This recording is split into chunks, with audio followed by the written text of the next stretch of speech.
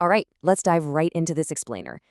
We hear so many buzzwords thrown around these days about machines and intelligence, it's easy to tune it all out. But today, we're looking at a fundamental, absolute game changer of a shift. We are talking about how computers are evolving past basic, mindless automation to actually augment human thought. We're moving away from systems that just blindly follow rigid rules to systems that can learn, adapt, and really help us navigate a very messy, complicated reality. So, a question that naturally comes up right away is this: is AI actually capable of thinking like you? Let's set the record straight right from the beginning, because it's important. We often imagine AI as this perfect digital brain mirroring our own, but the reality is far more nuanced. In the real world, we aren't really striving for a machine that replaces your thought process. We want one that deeply understands and supports it. Here is how we'll break it all down today. First, we'll look at moving beyond traditional AI, then how cognitive systems work, taming unstructured data, real-world applications, and finally, the ethical dilemma.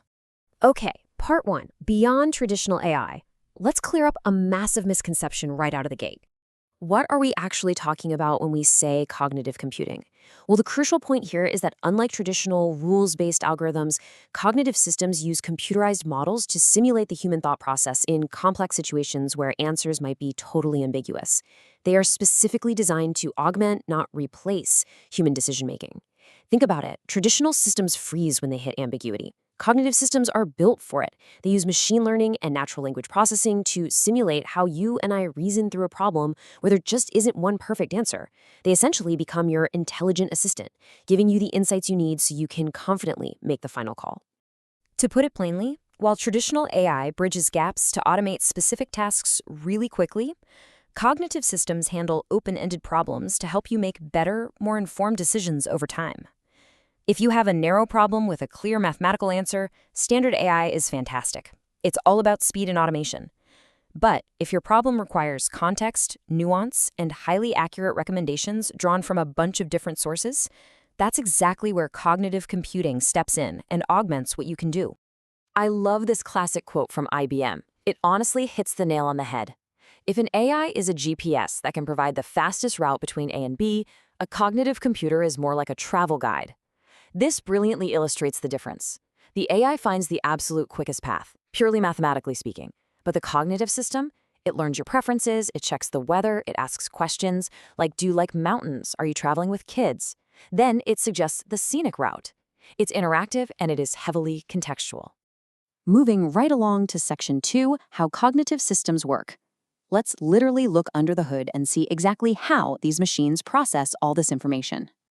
Information flows in a very step-by-step way. First, gathering raw inputs at the data layer, then cleaning it all up in the pre-processing layer. Next, it uses natural language processing to understand the actual context at the cognitive layer. Then, it applies logic to reason through its options at the reasoning layer. And finally, and this is absolutely crucial, it continuously learns from user feedback at the learning layer. It's a beautifully structured architecture designed to mimic how the human brain ingests a completely chaotic world, sorts it out, makes a judgment, and then learns if that judgment was actually right or wrong. Now, what's genuinely fascinating here is the continuous loop of interaction. Humans, machines, and cyberspace all feed into one another. We give existing information new interpretation. The machine uses deep learning to improve its intelligence, which in turn provides much better cognitive services right back to us. It's a constantly evolving, highly adaptive cycle.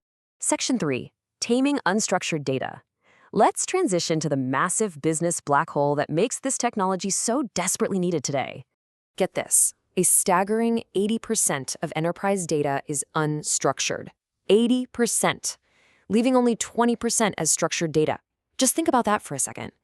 If you're a business relying on only neat rows and columns in a spreadsheet, you are running completely blind to the vast, vast majority of the intelligence your own organization is generating every single day.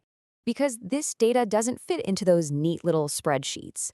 We're talking about the text in a highly emotional customer email, the frustrated tone of a voice on a support call, the tiny details hidden away in thousands of scanned PDF documents, or even a viral, slightly unhinged social media review.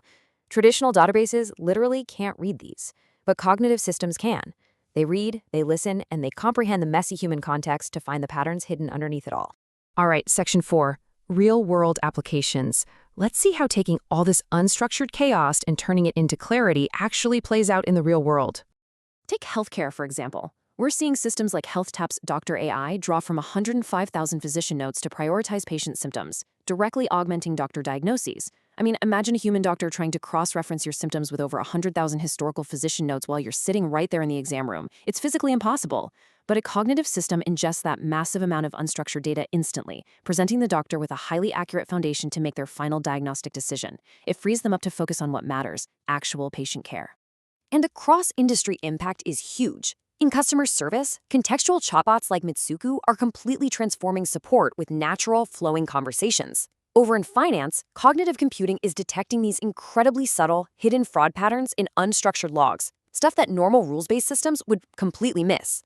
And in operations, it's literally predicting equipment failures by listening to the audio of a machine running on a factory floor, warning you before a part actually breaks. The applications are practically endless.